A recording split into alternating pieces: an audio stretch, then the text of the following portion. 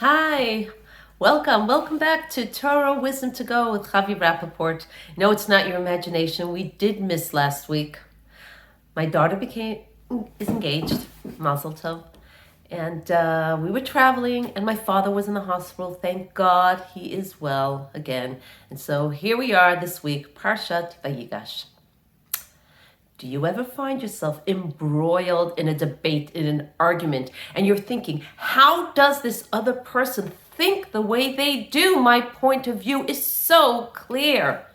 And then you take a step back and you say, we were not really in opposition with each other. Actually, our ideas were complementary. Meet Yehuda and Yosef, Parshat Vayigash. Well, actually, we met them before. Yehuda and Yosef, adversaries, totally different ideologies on life, or so it seems. Yehuda says, if you want to engage, connect with God, you need to insulate yourself, separate yourself from the physical material world, be a shepherd. Be close to nature.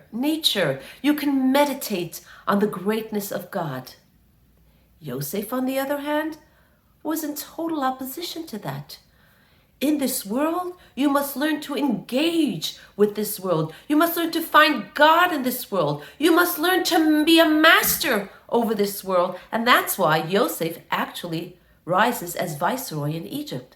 But Yehuda totally doesn't understand him. And he says, let's sell Yosef. He's a black sheep. He doesn't understand the mantra of our family. He doesn't understand what it means to spiritually connect to God. But interestingly, Yaakov favors Yosef. You might say, oh, of course Yaakov favors Yosef. He had a pretty similar experience. He was thrown into Lavan's clutches. And he needed to fend for himself and to learn how to deal and live in a material, physical world, also of corruption.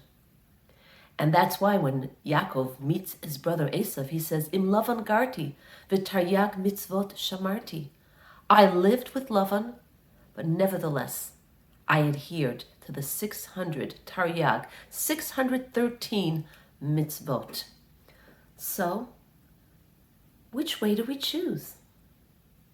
In truth, there is a certain peril in Yosef's method of serving God, because in overcoming temptation and delaying self-gratification and being immersed and mastering the lures of this world, we can really come to a place of ego and an inflated ego. Wow! Look what I've done. Look where I've come from. Look what I've accomplished. True, it is a great accomplishment, but who are we serving? Ourselves? Or are we serving God? And so, in this week's Torah portion, it says, Vayigash elav Yehuda. Yehuda approaches Yosef. We need Yehuda. We need that selfless devotion to God, to Torah, in order to approach and really connect to Hashem. And so think of it this way. When I was a kid, it was one of my favorite pastimes was sitting on a seesaw, going up and down and trying to balance, right? And weigh the other person down.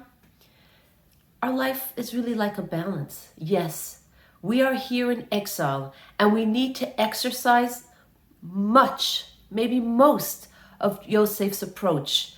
Learn how to deal with the exile, overcome it, reveal, expose godliness in every situation. Know that there is no contradiction to God, even in this physical, material world.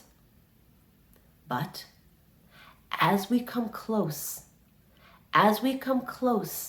to the final redemption, when we've already refined this world, and we've elevated all the godly sparks that we can, then Yehuda will be the king.